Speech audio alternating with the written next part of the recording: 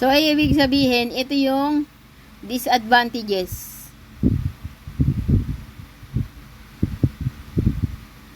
So, sabi, ito yung disadvantages. Critics are that protectionism often hurts the people. It is intended to protect by choking off markets and slowing economic growth and cultural exchange. Consumers may begin to have less choices in the market. They may even face shortages if there is no ready domestic substitute for the imported goods the tariff have impacted or eliminated. Siyempre, maiinis ang mga consumers kung wala silang makitang alternatibo nung gusto nilang bilhin.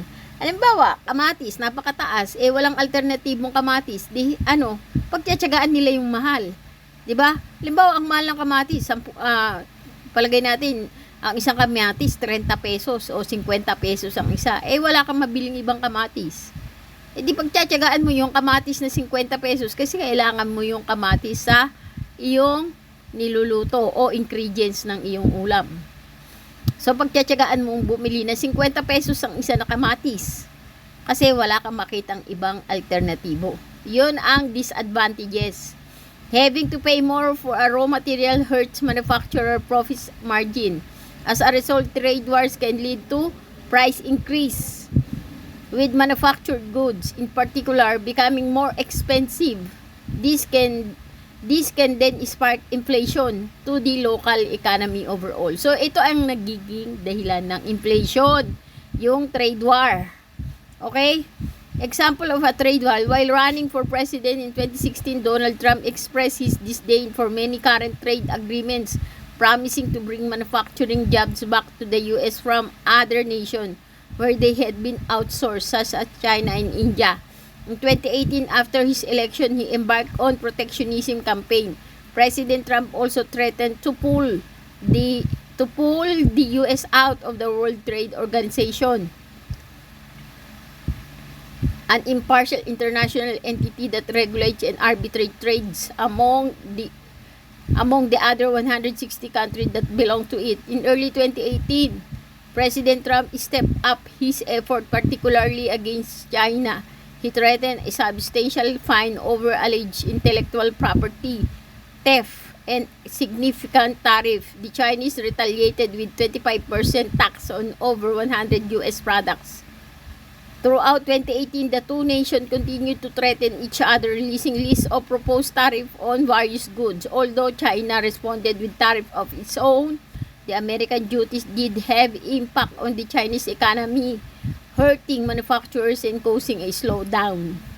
In 2019, December, in each nation agreed to halt the imposition of any new taxes. The tariff war ceasefire continues into 2019. The spring, China and the US seemed on the verge of trade agreement. In the beginning of May, Chinese officials took a new hard line in negotiation, refusing to make changes in their company subsidizing laws and insisting on the lifting of the current tariff. Angered by this apparent backtracking, the president doubled down, announcing on May 5, 2019 that he was going to increase tariff as of May 10 from 10% to 25% on 200 billion worth of Chinese imports. He may have felt emboldened by the fact that the US trade deficit with China had fallen to its lowest level since 2014. China halted all imports of farm products by state-owned firm in the retaliation. The ASEAN nation central bank also weakened the yuan above the $7 per dollar reference rate for the first time in over a decade, leading to concern about currency war. Kasi alam ko, itong China, malaki ang utang ng Amerika Amerika, malaki ang utang sa China. Pero ang nangyayari kasi dahil nga sa imbalance na trade policy ng China sa Amerika, nagkakaroon ng trade deficit at yun ang kinainisan ni Trump.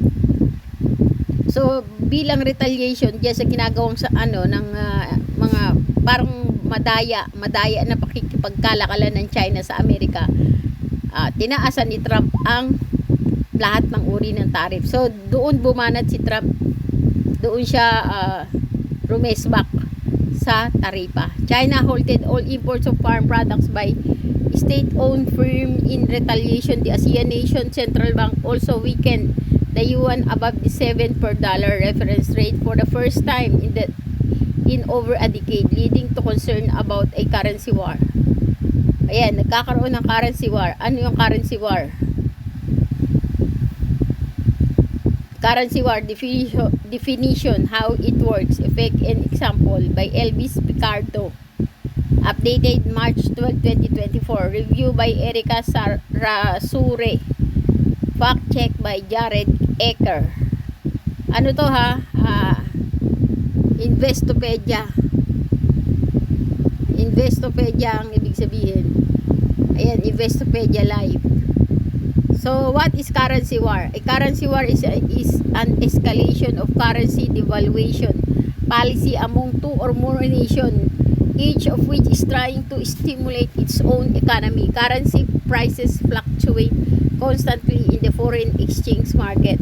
However, a currency war is marked by a number of nations simultaneously engaged in policy decision aimed at devaluing their own currency. So, involved dito ang foreign exchange market, ha? Nation devalue their currency primarily to make their own export more attractive on the world market. So, nagkakaroon ng devaluation ng currency.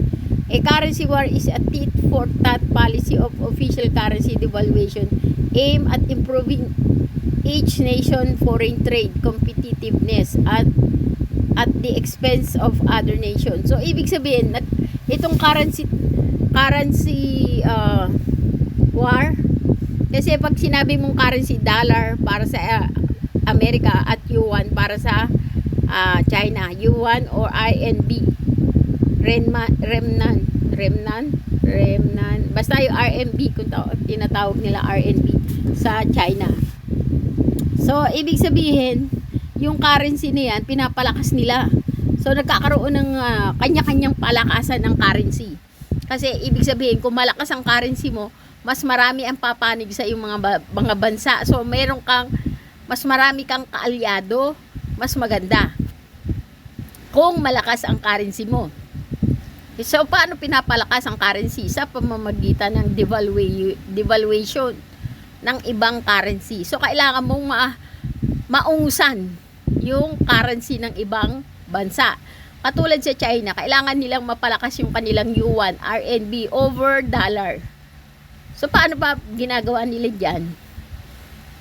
So, isa sa mga naungusan ng konti lang ng China ang Amerika sa pamamagitan ng digital money. Sila yung nagpauso ng digital money o online buying. So, ang ginagamit sa online buying kasi ng mga Chinese ay yuan o RMB. Hindi sila gumagamit ng dollar. Pero pag sa pakikipagkalakalan, sa export-import, ginagamit nila yung dollar yuan. Pero kailangan mapalakas nila yung yuan para ang mangyari ay yuan ang gamitin sa pakikipag-export and import ng maraming bansa. Siyempre, kung malakas ang yuan, marami ang maniniwala. So, gagamitin nila ang yuan kaysa sa dollar. So, yun ang ibig sabihin ng currency war. A currency devaluation is a deliberate move to reduce the purchasing power of a nation-owned currency. So, mas malakas ang currency mo, mas malakas ang iyong currency power. Ibig sabihin, mas malakas ang iyong kapangyarihang bumili. Kasi malakas ang currency war. O ikaw yung nangingibabaw sa currency war. So, malakas ang iyong willpower na bumili. Kaysa sa, malakas din ang willpower mo magbenta. Ibig sabihin, magbenta at magbili ay meron kang kakayahan. So, magbenta at bumili, may kakayahan ka. A currency pursues such a strategy to gain competitive edge in global trade and reduce their sovereign debt burden. So, nagkakaroon din ng pursuan sa strategy to gain competitive edge in global trade. So, yun na nga, pag marami kang suporta na ibang bansa, meron kang kakayahan na mangbabaw o manguna. Devaluation can have unintended consequences that are self-defeating. The worst of this is inflation. So, nagkakaroon din ng inflation sa devaluation ng currency. During a currency, syempre, kung halimbawa, ang papasok na halaga ng mga produkto ng ibang bansa, katulad nga na nangyayari ngayon, yung trade war ng China at US, ang mamahal ng product na pumapasok. Ang mga produkto ng US at China na pumapasok sa Pinas, ang mamahal. Kaya nagkakaroon ng devaluation sa Philippine peso. Nawawala ng kakayahan ng Philippine peso na bumili. Kasi kailangan ng mas malaking halaga ng Philippine peso para makabili ng isang uri ng produkto ng Amerika.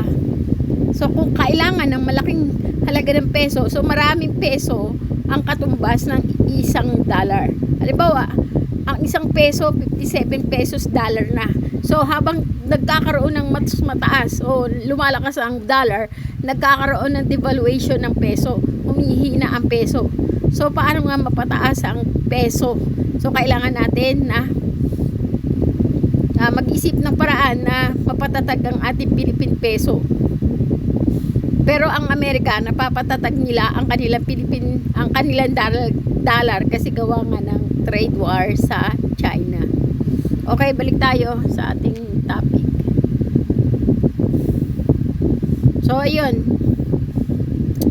Yung topic natin ay ito yung disadvantages Saan ba yung disadvantages? Teka, hanapin natin yung disadvantages. Ayan.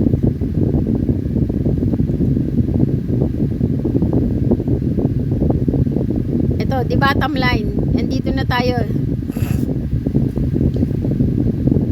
Saan ba yung disadvantage? How do tariff affect economy?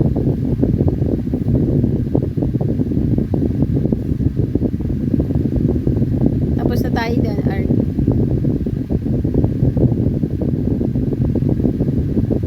So, the trade war occurs when a government imposes, ito yung bottom line, dito na tayo. The trade war occurs when a government imposes punitive tariff on other country, often in response to tariff or protectionist trade policy raised by other nation. Trade war tend to mutually damaging a higher cost of trade, ultimately are paid by the consumer. However, advocates believe that trade wars can help protect local industry. Discover better way to trade. Could you be getting more from your CDF trading? Pepperstone nagkaroon na ng ano dito. So hanggang doon na lang. No, tapos na, end na. So hanggang dito na lang tayo mga bibi. Pin-explain ko lang sa inyo yung nangyayari ngayon na digmaan. So merong ngayon digmaan na nangyayari sa China at Amerika at apektado tayo. Pinakita ko naman sa inyo, nagkakaroon ng peso devaluation. Nawawala ng kapangyarihan ng peso. Pag nagkaroon ng devaluation ng peso, tumataas lahat ng bagay. So, nagkakaroon ng inflation. So, itong trade war between America and China ang naging dahilan ng inflation sa Pilipinas. So, itong inflation ang nagpapahirap sa ating mga mahihirap. Lalo tayong naghihirap kasi yung ating peso nagkakaroon ng devaluation. Ibig sabihin nawawala ng halaga ang peso pagdating sa dollar. Sana nga wag na tayong mag-away-away mga bibi ko, mga kababayan ko, mga junakis ko, mga BFF ko. Dapat tayo magkakaisa kasi pag nag-away-away tayo, para tayong mga, alam nyo ba yung walis ting-ting na pag nag-aaway-away, nawawala yung yung tali ng pag-ibig. Pagka nawala yung tali ng pag-ibig sa atin, bilang magkakababayan tayo, nagkakaroon tayo ng kanya-kanyang idolo sa politika, nagkakawatak-watak tayo. Tandaan nyo, pag ang walis tinting nagkawatak-watak, hindi makakapagwalis. Hindi magagawa ng walis tingting yung kanyang layunin, yung kanyang role na magwalis, kasi watak-watak na lumagapak. At alam naman natin pagka tayo watak-watak, mas mabilis tayong lumagapak. Dito sa nangyayaring digmaan ng trade war between US and China, pagka tayo watak-watak, lalo tayong lalagapak. Kaya kailangan natin magkaisa, mga kababayan ko, mga Junakis ko, mga BBF ko. Panawagan ko to sa mga Pilipino, sa bansang Pilipinas, magkaisa tayo. Kasi ngayon, ang nangyayari na digmaan ng tarifa, trade war between America and China, ang nagiging dahilan ng inflation. Kung tayo mismo, mga Pilipino, magkakawatak-watak tayo, mag-aaway-aaway tayo, magigiba tayo mismo ang gigiba sa sarili nating bansa. Kaya kailangan nating magkaisa, mapalakas natin ang ating mga